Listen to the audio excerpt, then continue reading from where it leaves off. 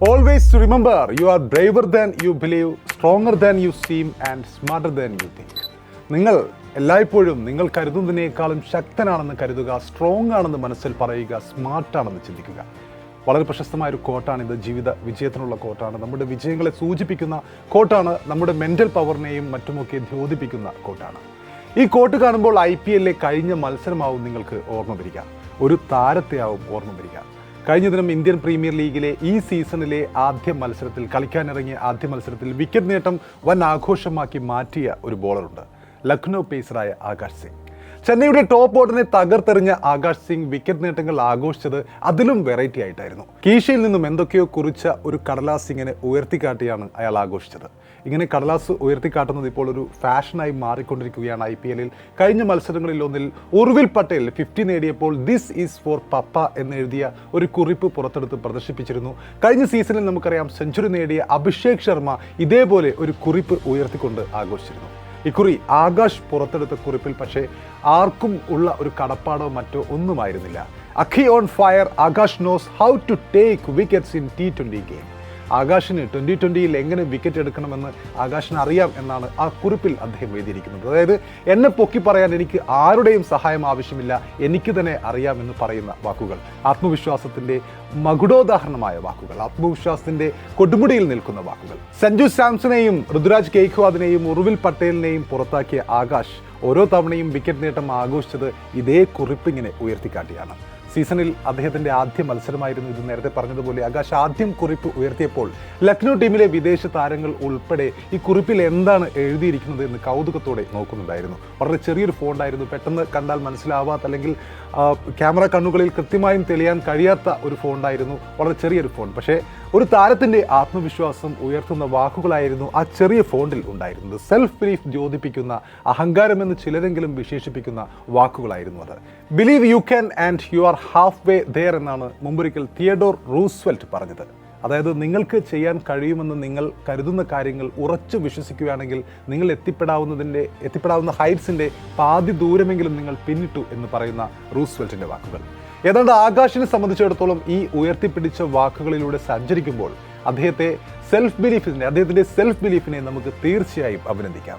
Yes, അയാൾ ഒറ്റക്കാണ് ഈ ഒറ്റ കളിയിലൂടെ ഏതാണ്ട് പാതി ദൂരം പിന്നിട്ടിരിക്കുന്നത്, ആളുകളുടെ ശ്രദ്ധ നേടിയിരിക്കുന്നത്. ഇനിയുള്ള മത്സരങ്ങളിലും കിട്ടാക്കനിയായ അവസരം ഏതാണ്ട് ഇപ്പോൾ അയാൾ സ്വന്തമാക്കിയിട്ടുണ്ട് കഴിഞ്ഞ ഒറ്റ മത്സരത്തിലൂടെ. സത്യത്തിൽ ആകാശ് സിംഗ് നിർഭാഗ്യവശാൽ മാത്രം അവസരം കിട്ടാത്ത താരമാണ് ഈ ലക്നൗ ബെഞ്ചിൽ. ആ ടീമിൽ നമുക്കറിയാം പ്രിൻസ് യാദവ് ഉണ്ട്, മുഹമ്മദ് ഷമിയുണ്ട്. ഇവരൊക്കെ ഈ ഷമിയും അതുപോലെ പ്രിൻസ് യാദവും ആദ്യ 2 ചോയ്സ് ആകുമ്പോൾ അതിനുശേഷം ആവേശ് ഖാനും മൊഹസിൻ ഖാൻ ഇവരൊക്കെ വരുന്നുണ്ട് LSG ബോളിങ്ങിൽ. IPL ഇടിമുഴക്കമായി അരങ്ങേറിയ സ്ഥിരമായി 150 കിലോമീറ്റർ വേഗതയിൽ പന്തെറിയാൻ കെൽപ്പുള്ള മായങ്ക് യാദവിന് വരെ പ്ലേയിങ് 11-ൽ ഉറപ്പില്ല. ആ ടീമിൽ പ്ലേയിങ് 11-ൽ അവസരമില്ല. പലപ്പോഴും അദ്ദേഹം കുറഞ്ഞ മത്സരങ്ങൾ മാത്രമാണ് കളിച്ചിട്ടുള്ളത്. മുംബൈ വിട്ട് ലക്നൌവിലെത്തിയ സച്ചിൻ ടെണ്ടുൽക്കറുടെ മകൻ അർജുൻ ടെണ്ടുൽക്കർക്ക് പോലും അവിടെ അവസരം കൃത്യമായി ലഭിക്കുന്നില്ല. മൊത്തത്തിൽ നോക്കുമ്പോൾ എണ്ണം പറഞ്ഞ 4-5 പേസ് ബോളർമാരുണ്ട് ലക്നൌയുടെ നിരയിൽ. ഇതിനിടയിൽ എങ്ങനെ അവസരം കിട്ടും എന്നതൊരു ചോദ്യമാണ്. എന്നിട്ടും തൻ്റെ ആദ്യ മത്സരത്തിൽ അദ്ദേഹത്തിന് CSKക്കെതിരെ അവസരം ലഭിക്കുന്നു. CSKയെ സംബന്ധിച്ചിടത്തോളം കഴിഞ്ഞ മത്സരം ഒരു ഡു ഓർ ഡൈ മാച്ചായിരുന്നു. അവർ അത്രയും പ്രിപ്പയർഡ് ആയിട്ടായിരിക്കും ആ മത്സരത്തിൽ ഇറങ്ങുക എന്നറിയാം. ഷമിയുടെ എക്സ്പെൻസീവായ ആദ്യ ഓവറിന് ശേഷം ആകാശിന് പന്ത് നൽകുന്നു ക്യാപ്റ്റൻ. ആകാശ് നൽകിയതൊരു മികച്ച രീതിയിലുള്ള ഓവർ തന്നെയായിരുന്നു. ആദ്യ ഓവറിൽ അദ്ദേഹം വഴങ്ങിയത് വെറും 7 റൺസാണ്. അടുത്ത ഓവറിൽ ബൗണ്ടറിക്ക് പിന്നാലെ ചെന്നൈയുടെ നായകൻ ഋതുരാജിൻ്റെ പുൾ ഷോട്ട് പിഴക്കുന്നു. ആദ്യ വിക്കറ്റ് അദ്ദേഹത്തിന് ലഭിക്കുന്നു. പോക്കറ്റിൽ നിന്നും ഈ കുറിപ്പെടുത്ത് പ്രദർശിപ്പിച്ചുകൊണ്ട് ആകാശ് ആഘോഷിക്കുന്നു. ആകാശ് ആഘോഷ്. അടുത്ത ഓവറിൽ സഞ്ജുവിൻ്റെ ഫ്ലിക്ക് മുകുലിൻ്റെ കൈകളിൽ വിശ്രമിക്കുന്നു. വീണ്ടും ഈ കുറിപ്പ് പ്രദർശനം. അടുത്ത ഓവറിൽ ഉർവിലിൻ്റെ പുൾ ഷോട്ടും പിഴക്കുന്നു, അദ്ദേഹവും ഔട്ടാവുന്നു. ഇതേ ഉർവിലാണ് നമുക്കറിയാം കഴിഞ്ഞ മത്സരത്തിൽ ലക്നൗ താരങ്ങളെ ഒന്നടങ്കം തല്ലി തകർത്ത് 13 പന്തിൽ 50 അടിച്ചുകൊണ്ട് ഇതേപോലൊരു കുറിപ്പെടുത്ത് ദിസ് ഈസ് ഫോർ പപ്പ എന്നുള്ള കുറിപ്പെടുത്ത് കൊണ്ട് വീശിയത്. അതേ ഉർവിലിൻ്റെ മുഖത്താണ് വിക്കറ്റ് എടുത്തതിന് ശേഷം ആകാശ് ഈ കുറിപ്പെടുത്ത് കാണിച്ച് ആഘോഷിച്ചത്. ഈ 3 വിക്കറ്റിനും, സഞ്ജുവിൻ്റെ വിക്കറ്റിനും ഋതുരാജിൻ്റെ വിക്കറ്റിനും അതുപോലെ ഉർവിലിൻ്റെ വിക്കറ്റിനും അയാൾ ഈ നോട്ട് ഉയർത്തി സെലിബ്രേറ്റ് ചെയ്യുന്നുണ്ട്. 8 ഓവർ ആകുമ്പോൾ തന്നെ തൻ്റെ 4ാമത്തെ ഓവറും സ്പെല്ലും കംപ്ലീറ്റ് ചെയ്തുകൊണ്ട് CSKയെ ശരശയ്യയിൽ നിർത്തിയാണ് അയാൾ ബൗണ്ടറി ലൈനിൽ പോയി ഫീൽഡ് ചെയ്യാനായി മടങ്ങുന്നത്. ആ ആഘാതത്തിൽ നിന്ന് എഴുന്നേൽക്കാൻ പിന്നീട് ചെന്നൈക്ക് കഴിഞ്ഞുമില്ല. ചെന്നൈ സൂപ്പർ കിങ്സിന്റെ പ്ലേ ഓഫ് പ്രതീക്ഷകൾക്ക് മേൽ കരിനീൽ വീഴ്ത്തിയാണ് ഈ പ്ലേ ഓഫ് ചാൻസ് നേരത്തെ തന്നെ അവസാനിച്ച ലക്നൗ സൂപ്പർ ജയൻസ് കഴിഞ്ഞ മത്സരത്തിൽ ആകാശിന്റെ ചിറകിലേറി ജയിച്ചു കയറിയത്. നിർണായക പോരാട്ടത്തിൽ ചെന്നൈ ലക്നൌവിനോട് 7 വിക്കറ്റിനാണ് പരാജയപ്പെട്ടത്.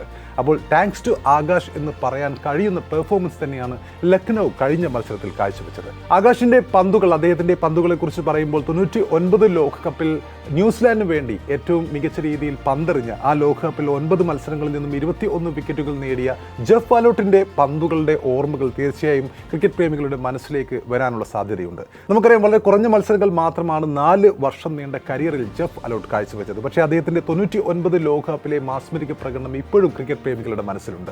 ജെഫ് ഫാലോട്ടിന്റെ കരിയർ വളരെ ഹ്രസ്വമായിരുന്നെങ്കിലും ആകാശിന്റെ കരിയർ ഈ IPL-ലും അതിനൊപ്പം തന്നെ ഇന്റർനാഷണൽ ക്രിക്കറ്റിലും വലിയ രീതിയിൽ തന്നെ വലിയൊരു നീണ്ട കരിയർ അദ്ദേഹത്തിന് ഉണ്ടാക്കാൻ സാധിക്കട്ടെ എന്ന് നമുക്ക് ആശംസിക്കാം.